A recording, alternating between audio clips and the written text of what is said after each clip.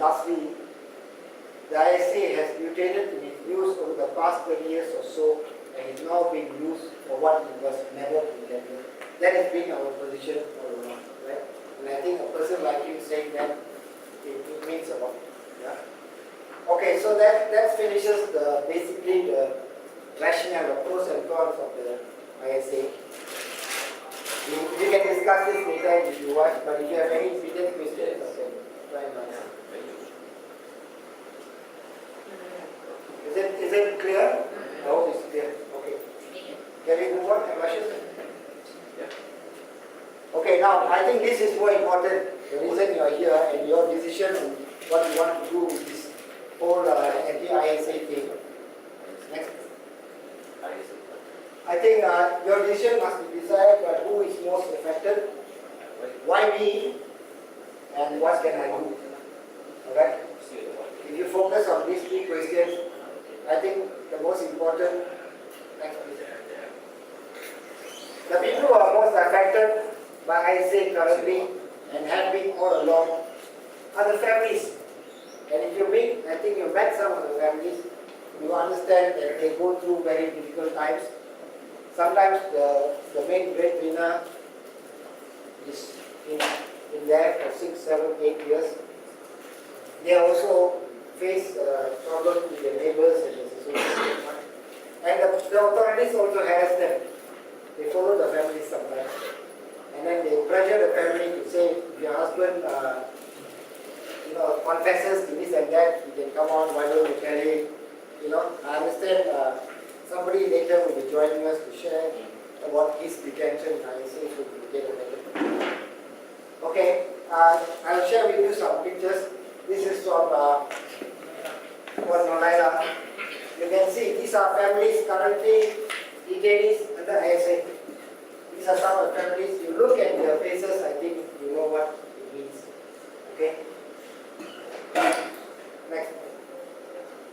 You look at the children's faces, we will tell you all the stories about they are deprived of their father. Okay?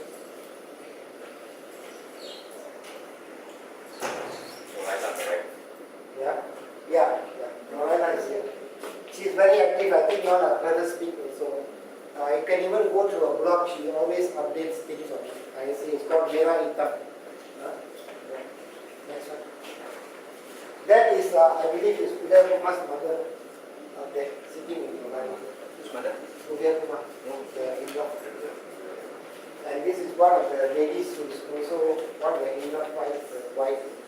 They went to visit her. Alright. Okay, why me? I think you should answer this question yourself. I don't think any one of you is safe, or your family or your friends are safe or immune from detention under ISA. That's a plain fact, so long as the power is there. So, as I said, anybody with the rank of inspector, and I tell you this is a joke because when the bill was done, an inspector those days was quite high ranking, In fact, he used to be the OCD, officer in charge of police. Now inspector is nothing, but any inspector that doesn't like cigarette smoke can come and take him tomorrow. And we can't do anything about it. Frankly, for 60 days anyway. So I think this is the seriousness of why we need to at least relook at it. Okay? And of course, it's your right to speak and assemble like this, which is guaranteed under the Constitution. So what can you do? We all can. I think we have gone past the symbolic stage of holding candles, giving speeches. It's time for us to start educating ourselves, educating people around us, our co-workers, and telling them, you've got enough facts now, talk about it. MPs and adults, I think we've got to keep the pressure on them to bring this issue up in Parliament. Of course, some of you have already joined groups to contribute. Other ideas we will discuss later from the group. But I think this is it. But I think the least you can do, what I call little conversations. Malaysians like to gossip. And then even the dining table and all that. I used to say when I was inside Janga, I would tell all the parents, please do not every day have your children have a meal with you and do not talk about your neighbor's car or your wife jewelry or that man's bicycle or whatever, talk about science. I used to tell them, but now I'm telling you, please talk about ISA. Share it with others. You know, the good way is maybe when you're having lunch with the office colleague or somebody, ask him, what do you think of ISA? So if you want to start a conversation cheekily, you can say, I suka aku. You know, so maybe that's a way to start. But basically, you need to inform people. Keep it going every day as a conversation. More and more people need to be aware of ISA. Yeah? That we all can do in our one little way. And of course, if you want to help in the monitoring, you can definitely donate to the GMI, the Gerakan Sultan ISA, which basically collects money to help the families and the babies. The name of the treasurer, Ashika, is there, and the number if you want to take it out, you can. Yeah.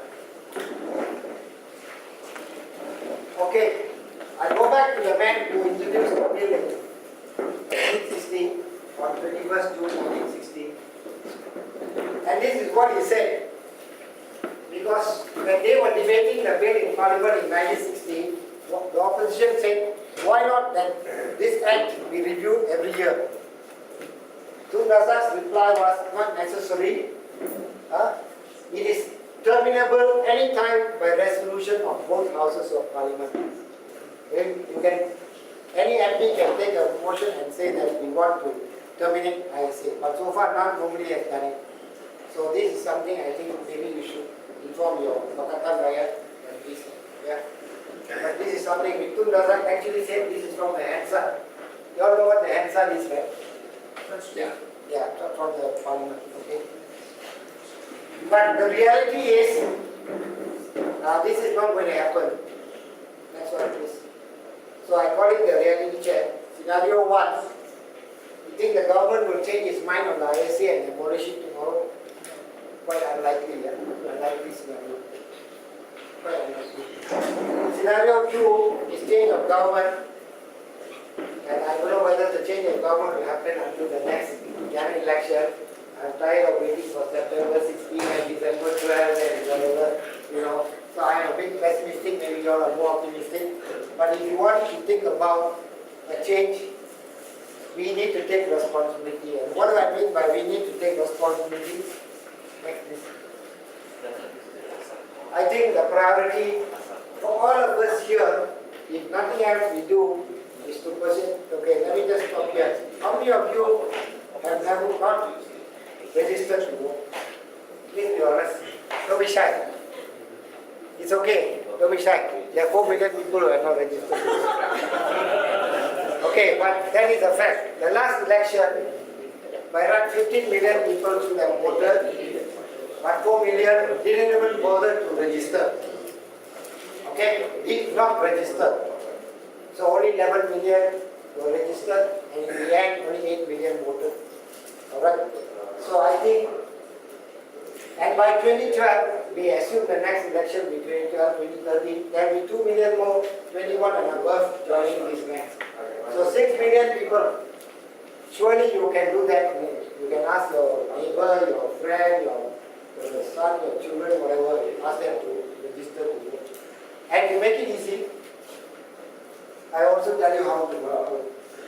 Voter registration, you just go to SPR. You can go to, take an IC, go to the post office, which is the best, and fill up the form A which they give you, and get a copy, and you are registered. Okay? And you can do it throughout the year. Last time they used to have only blocks of time. They open up, you know, Balalaya there, sports center here, and all that. Now there's no excuse. Any day, working day, you can go and register. Post office? Yeah, post office. Post office, you can. You don't have to go to the election commission or wait for them to have their mobile clinic. If you need any further details, you can check out. Okay, last but not least, I'll leave you with this. Thank you for your patience. Hope it has been useful.